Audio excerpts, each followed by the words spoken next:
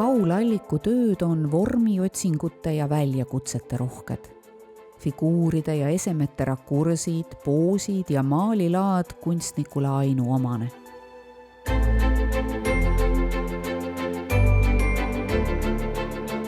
See töö on Alliku kõrgperioodi ilmekas näide, milleks peetakse ja peab ka ta ise 1980. aastate lõppu ja 90. algust.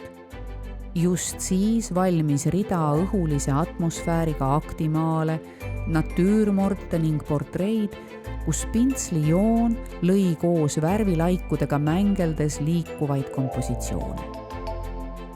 Allikule oli oluline tehniline vabadus ja käeline oskus. Ta hoidis end pidevalt joonistades vormis. Kunstis pidi puuduma nähtav motiivi, proportsiooni ja kompositsiooni kalkulatsioon. Kunstnik pidi oskama oma ideed kammitsemata teostada. Alliku jaoks oli see hea kunsti loomise ainuvõimalik viis ja väga oluline isiklik saavutus.